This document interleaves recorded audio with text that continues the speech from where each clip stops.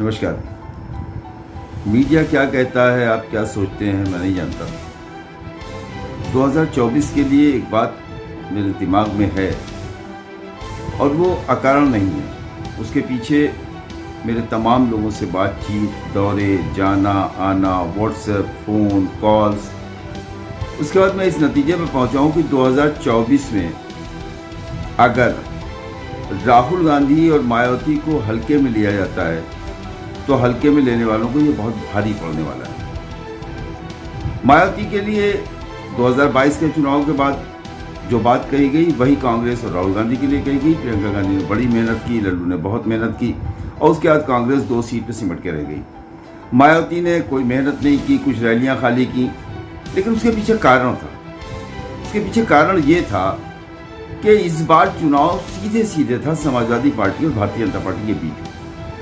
जनता को लग रहा था कि समाजवादी पार्टी की सरकार आ जाएगी, भारतीय जनता पार्टी को हरा देगी समाजवादी पार्टी, और उसके बाद हम इस कुशासन से मुक्ति पा जाएंगे। और उसकी वजह यह थी कि तमाम लोगों को ऐसा मीडिया परसेप्शन बना दिया गया था, मीडिया पे, चैनल्स पे, अखबारों में, व्हाट्सएप पे, कि एक सीधा मामला हो गया था कि भाई समाजवादी पार्टी ही लड़ रही है, समाजवादी पार्टी सरकार बना रही है। जिस तरह के गठबंधन अखिलेश ने बनाए थे, जो छोटी छोटी पार्टियों के साथ बनाए, ओम प्रकाश राजभर को साथ किया, जैन को साथ लिया, उसके अलावा क्या कहते हैं, केशवदेव मौर्य को साथ लिया, संजय चौहान को साथ लिया, तमाम लोगों को इकट्ठा किया और तमाम लोगों की ज्वाइनिंग की। बहुजन समाज पार्टी के तमाम नेता, लालजी वर्मा, रामचंद्र राजभर, त्रिभुवन दत्त से लेकर तमाम नेता बहुजन समाज पार्टी के चले गए समाजवादी पार्टी में, तमाम कांग्रेस के नेता गए, बहुत से लोग भारतीय जनता पार्टी छोड़ के गए, स्वयं प्रसाद मौर्य गए, दारा सिंह चौहान गए।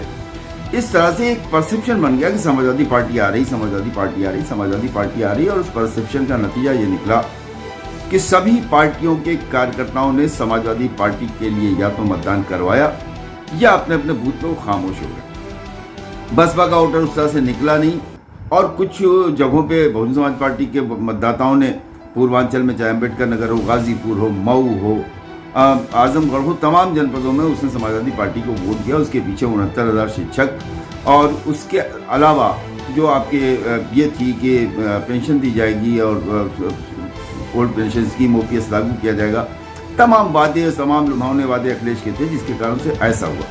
बुंदेलखंड में भारतीय जनता पार्टी के साथ कुछ वोटर चला गया बहुजन समाज पार्टी का, बाकी बसपा के साथ रुका, और बहुजन समाज पार्टी 13% वोट पर रुक गई और केवल एक विधायक उनका जीता। कांग्रेस की उससे बुरी हालत हुई। लेकिन राहुल गांधी के लगातार हमलावर होना, हर मुद्दे पे, हर इशू पे, महंगाई, बेरोजगारी, भ्रष्टाचार, जो धार्मिक उन्माद, धार्मिक कट्टरता, सारे मुद्दों पे राहुल गांधी का जो रवैया, राहुल गांधी का बयानात, राहुल गांधी का हमला, और अब राहुल गांधी की यात्रा, इससे ये तो एक परसेप्शन बन गया है कि राहुल गांधी ही 2024 में लड़ पाएंगे। और अगर नहीं भी लड़ पाएंगे तो एक परसेप्शन बना है कि केंद्र में चूंकि कांग्रेस होती है, अखिलेश कुछ कर नहीं सकते हैं, इसलिए हम केंद्र में कांग्रेस को वोट करेंगे। ऐसा एक जनता के बीच से रुझान निकल गया है। अब आते हैं मायावती के। मायावती ने 2022 के नतीजों के बाद उन्होंने जो एक ब्राह्मण कार्ड, उन्होंने संवर्ण कार्ड, जो सर्व समाज का एक नारा देके जो बहुजन समाज पार्टी में एक तब्दीली की थी, और सतीश चंद्र मिश्रा से इतने दौरे कराए, इतने रैलियां कराई, इतने सम्मेलन कराए, उसका जो नतीजा निकला उससे वो शॉक थी।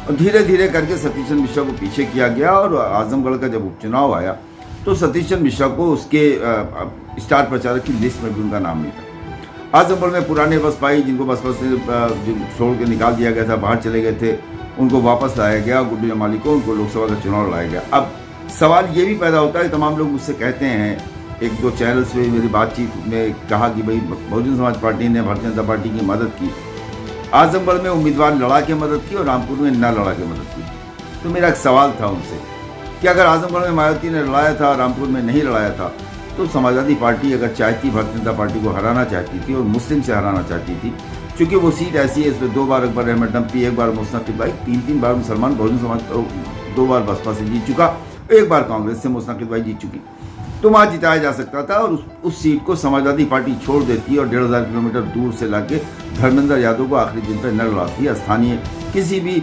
कैंडिडेट को या तो लड़ाती या सीट को छोड़ देती। बहुत एक बसपा ने छोड़ दी थी, एक समाजवादी पार्टी छोड़ देती। याद कीजिए 2014 के उपचुनाव, जिसमें बहुजन समाज पार्टी ने फूलपुर और क्या कहते हैं आपके गोरखपुर और तमाम सीटों पर अपने कैंडिडेट नहीं उतारे थे, और समाजवादी पार्टी ने चुनाव के फौरन बाद भारतीय जनता पार्टी को बड़ी हार दिखाई दी और पटखनी दे दी थी, जिसमें गोरखपुर भी थी, फूलपुर भी थी और कैराना भी। ऐसी स्थिति में ये जो 13% वोट था, वो जब वहाँ पर वोट पड़ते हैं तो वो 29% पहुँच जाता है। आजमगढ़ में 29% वोट मिलने के बाद मायावती उत्साहित हुई, उन्होंने अपने कार्य को तेज़ किया, वामसेवक को तेज़ किया, संगठन में काम शुरू हुआ। अभी मैं कबूल अहमद एक indiatoday.in में उन्होंने स्टोरी की थी, उसे पढ़ रहा था। उन्होंने बताया कि बहुजन समाज पार्टी किस तरह से एक विधानसभा में 20-20 हज़ार सदस्य उनके बन चुके हैं। 200 रुपये सदस्यता शुल्क के साथ 20,000 सदस्यों का बनना कोई छोटी बात नहीं, बड़ी खबर है।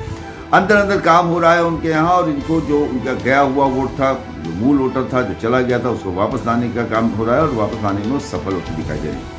इसलिए आज के इस छोटे से वीडियो में मैं ये बताना चाहूँगा कि कांग्रेस और बहुजन समाज पार्टी को हल्के में लेना बहुत भारी पड़ेगा, और विशेषकर वो लोग जो बहुजन समाज पार्टी को भारतीय जनता पार्टी का एजेंट बताते हैं, उन्हें बता देना चाहता हूँ मैं कि आप अगर गौर कीजिएगा तो 2014 के बाद अखिलेश यादव, डिम्पल यादव, मुलायम सिंह यादव, उसके बाद प्रतीक यादव, उसके बाद आप देखिए साधना यादव, तो जितने लोग हैं परिवार के धर्मेंद्र, किसी पर आज तक इनकम टैक्स का एक नोटिस नहीं गया।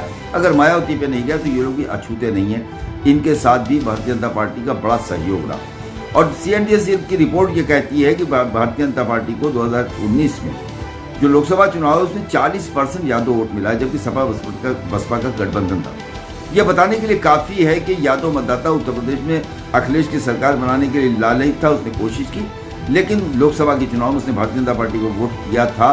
और आजमगढ़ का चुनाव और रामपुर की हार ये बताती है कि यादव ने किस तरह से समाजवादी पार्टी के कैंडिडेट को वोट नहीं किया। तो मेरा ये कहना, मेरा ये मुद्दा, इस पर किसी डिटेल में शो करूँगा पूरे उसके साथ, डाटा के साथ। आज के लिए इतना ही कि बहुजन समाज पार्टी की मुखिया मायावती और कांग्रेस के युवराज राहुल गांधी को हल्का लेना विपक्ष या विपक्ष के किसी भी गठबंधन को बहुत भारी पड़ने वाला है। आदाब, नमस्कार, गुड नाइट।